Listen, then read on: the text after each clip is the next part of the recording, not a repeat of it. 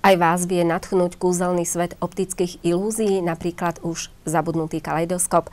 Storočia známe rýchle striedanie dojmov, obrazov, fantázie dnes tí mladší vôbec nepoznajú.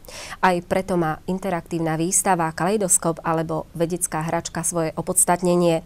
Vo svojich priestoroch ju sprostredkováva Gymnázium svätého Jána Boska v Bardejove. Živé rozhovory detí, zábavné hranie dáva tušiť, že výstava, ktorú na Slovensku pripravilo Banskobystrické občianske združenie Vedecká hračka, má svojich obdivovateľov.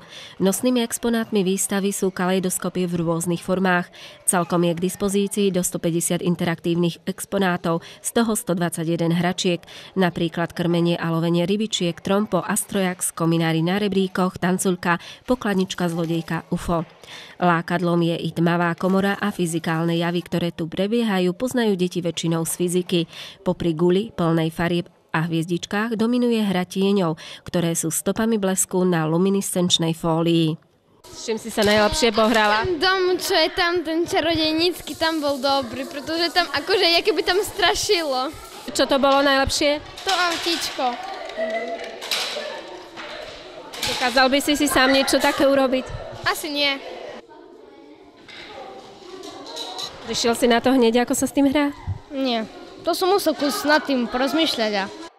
Deti siahali po hlavolámoch, hračkách z oblasti mechaniky, niečo z magnetizmu, optiky. Jednoducho, každý si prišiel na svoje. Nás do sveta hier vtiahli trojrozmerné obrazy, kaleidoskopy, ale i chodiaci slon. Po veľmi dobrom ohlase vedeckej hračky spred 3 rokov prišla na Gymnázium svätého Jána Boska opäť a každý návštevník bez ohľadu veku sa môže naozaj do vôle zahrať s hračkami z 22 štátov sveta, európskych, ale aj z Čile, Indie, Kanady, Kuvajtu. A čím je iná ako tá predchádzajúca?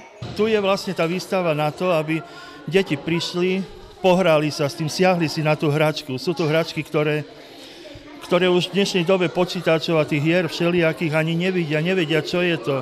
Kaleidoskopy a drevené hračky fungujúce na rôznych princípoch, kde si cibria predstavivosť a všetko. Takže je to neporovnateľné.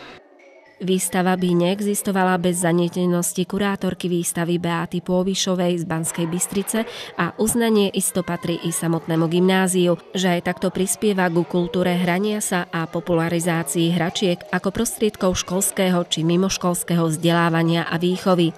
Ak máte záujem i vy zhliadnuť vedeckú hračku, máte na to príležitosť do 23. marca.